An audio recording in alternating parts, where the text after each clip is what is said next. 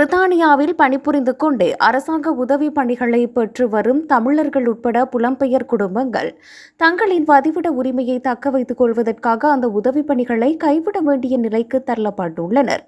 தற்போதைய அரசாங்கத்தின் புதிய குடியேற்ற கொள்கையின்படி இன்டெஃபினட் லீவ் டு ரீமைன் எனப்படும் நிரந்தர வதிவிட உரிமையை பெறுவதற்கான காத்திருப்பு காலம் 10 ஆண்டுகளாக அதிகரிக்கப்பட உள்ளது.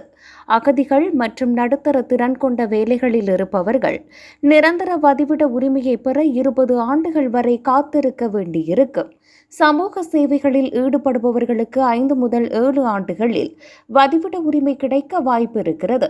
சட்டவிரோதமாக பிரித்தானியாவிற்குள் நுழைந்தவர்கள் அல்லது விசா காலம் முடிந்ததும் தங்கி இருந்தவர்கள் நிரந்தர வதிவிடத்தை பெற 30 ஆண்டுகள் வரை ஆகலாம்.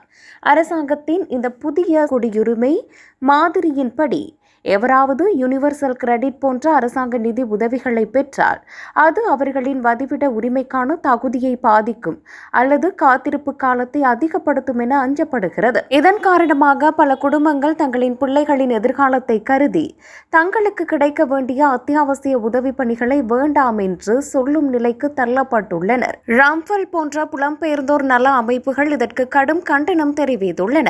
அரசாங்கத்தின் இந்த முடிவு பிரித்தானியாவில் உள்ள புலம்பெயர் குழந்தைகளின் வாழ்க்கையை வறுமைக்குள் தள்ளும் என எச்சரிக்கப்பட்டுள்ளது. பாதிக்கப்பட்ட தந்தை ஒருவர் கூறுகையில், இது வாழ்வா அல்லது வதிவிட உரிமையா என தெரிவு செய்வது போன்றது. 10 ஆண்டுகள் காத்திருந்ததே போதும், இன்னும் எங்களை தண்டிக்க பார்க்கிறார்கள் என வேதனையுடன் தெரிவித்துள்ளார். அரசாங்கத்தின் இந்த கடினமான விதிகள் உழைக்கும் புலம்பெயர் மக்களை அடிப்படை அரசு உதவிகளை பெறவிடாமல் தடுக்கிறது. இது குழந்தைகளின் எதிர்காலத்தை பாதிக்கும் ஒரு கொடூரமான செயல் என மனித உரிமை ஆர்வலர்கள் சுட்டிக்காட்டுகின்றனர்.